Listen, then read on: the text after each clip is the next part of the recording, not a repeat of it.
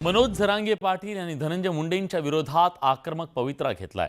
इतकंच नाही तर महायुतीतले मित्रपक्ष असलेल्या भाजपचे आमदार सुरेश धस यांनी मुंडेंवर जोरदार निशाणा साधलाय।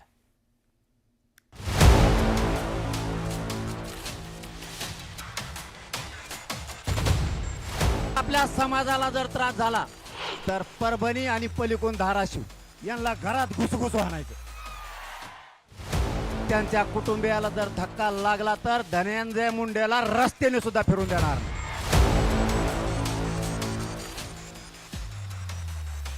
आका से आका कर लो जल्दी तैयारी, हम निकले हैं जेलवारी।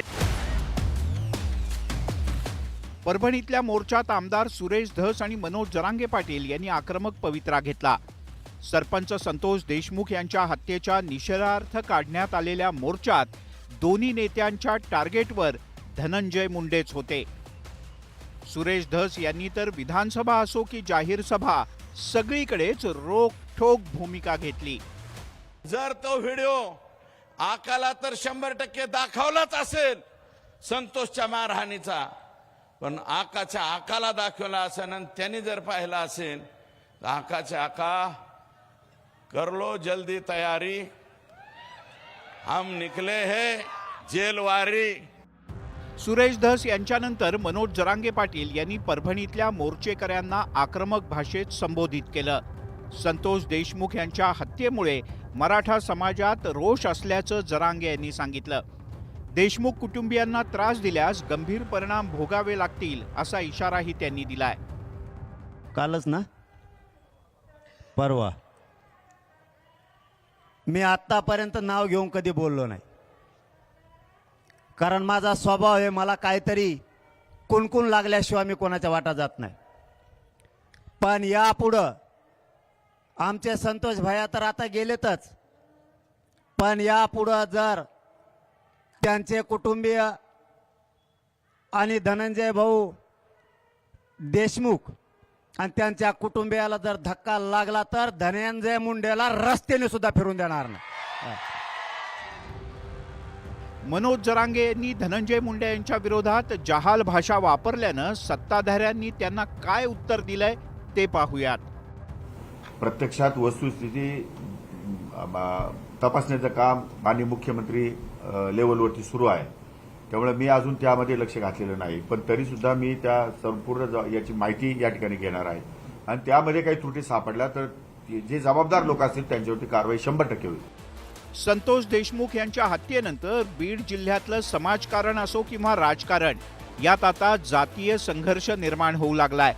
त्यामुळे नेत्यांनी सामाजिक भान जपत गुन्हेगारांना कठोर शिक्षा कशी होईल यावरतीच लक्ष केंद्रित करणं गरजेचं आहे। Bureau report, news 18 Lokmat. मस्साजोगचे सरपंच संतोष देशमुख हत्या प्रकरणातील आरोपींच्या फाशीच्या मागणीसाठी परभणीत सर्वपक्षीय मोर्चा निघाला। या मोर्चातून सर्वपक्षीय नेत्यांनी आरोपींच्या फाशीपेक्षा धनंजय मुंडेंच्या राजीनाम्यावर जास्त जोर दिल्याचं पाहायला मिळालं।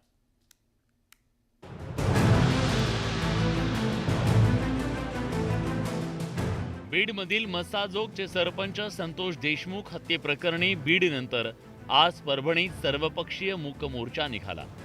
या मोर्चात मराठा उपोषणकर्ते मनोज जरांगे, भाजप आमदार सुरेश धस, राष्ट्रवादी शरदचंद्र पवार पक्षाचे आमदार संदीप क्षीरसागर, ठाकरेंच्या शिवसेनेचे खासदार संजय जाधव, भाजपचे नेते नरेंद्र पाटील यांच्यासह देशमुख कुटुंबीय उपस्थित होते।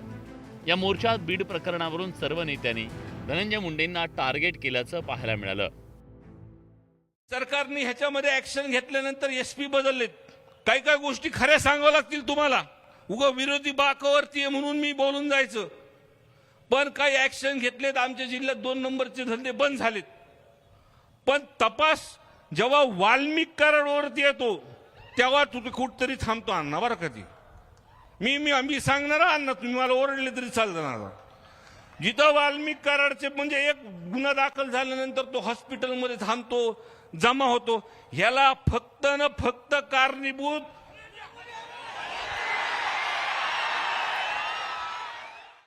पापाचा घडा भरला म्हणून संतोष देशमुखच्या रूपानं हे सगळं आता पिक्चर बाहेर आलाय. म्हणून मला या ठिकाणी एवढीच विनंती करायची आहे की त्यांचा राजीनामा मागायची काय गरज आहे. धनंजय मुंडे जर खरे स्वाभिमानी असतील तर त्यांनी नैतिक जबाबदारी स्वीकारून तात्काळ राजीनामा द्यावा. मी या मताचा आहे. कारण वाल्मिक कराड कोण आहे? ह्यांचा राईट हँड. मग खारीतला शुक्राचार्य कोण हे आता आपल्याला विचारायची गरज नाही. म्हणून त्यांनी नैतिकतेनं राजीनामा द्यावा. विरोधकांकडून धनंजय मुंडेंच्या राजीनाम्याची मागणी होणं साहजिक आहे. पण भाजपच्या नरेंद्र पाटलांनी एक पाऊल पुढे टाकत या प्रकरणात धनंजय मुंडे हेच प्रकरणाचे सूत्रधार असल्याचा गंभीर आरोप केला. त्यामुळे आकाला उचला म्हणत नरेंद्र पाटलांनी मुंडेंवर हल्ला चढवला. रस्त्यावरती उतरल्यानंतर एकच मागणी आहे, आकाला उचला. आणि आकाचा जो पक्षाचा नेता आहे त्या नेत्यालाही त्या ठिकाणी राजीनामा घेतल्याशिवाय कुणी शांत बसू नका. कारण हा खरा सूत्रधार कोण आहे तर धनंजय मुंडे आहे. सुरुवातीपासून मसाजोग प्रकरणात वाल्मिक कराड मास्टरमाइंड असल्याचा आरोप केला जातोय. वाल्मिक कराड धनंजय मुंडेंचा निकटवर्तीय कार्यकर्त्यांपैकी एक आहे. त्यामुळे वाल्मिक कराडच्या अटकेपासून धनंजय मुंडेंना घेरायला सुरुवात झाली. पण आता सर्वपक्षीय भव्य मूक मोर्चातून मुंडेंविरोधात राग आळवला गेल्यानं मुंडेंच्या अडचणी वाढण्याची शक्यता आहे. आता सरकार या प्रकरणात काय भूमिका घेतं हे पाहणं महत्त्वाचं ठरणार आहे. Bureau report, news 18 Lokmat. Santosh Deshmukh हत्या प्रकरणातील आरोपींच्या अटकेला आता वेग आला, तर दुसरीकडे परभणीत देशमुखांच्या हत्येच्या निषेधार्थ मोर्चा काढण्यात आला. राज्यातील इतर शहरात सुद्धा मोर्चे काढण्यात येणार आहेत. त्यामुळे काही प्रश्न उपस्थित झाले.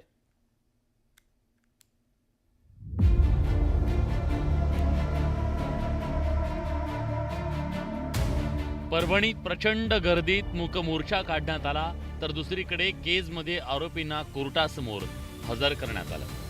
संतोष देशमुख हत्या प्रकरणातील आरोपींना अटक करून त्यांच्यावर कठोर कायदेशीर कारवाई करायला पोलिसांनी आधीपासूनच सुरुवात केली आहे. वाल्मिक कराडच्या शरणागतीनंतर सुदर्शन घुले, सुधीर सांगळेला अटक करण्यात आली. डॉक्टर संभाजी वायबसे, सिद्धार्थ सोनवणेला सुद्धा ताब्यात घेण्यात आलं. सर्वच आरोपींच्या भोवती कारवाईचा फास आवळण्यात आलाय. मात्र आरोपीवर कारवाई करण्याच्या मागणीसाठीचे मोर्चे सुरूच आहेत. राज्यात अनेक ठिकाणी मोर्चे काढण्यात येणार आहेत. मात्र आरोपींच्या अटकेनंतर आता मोर्चे कशाला असा प्रश्न निर्माण झालाय. मनोज जरांगे पाटील यांनीही परभणीतल्या मोर्चात सहभाग घेतला.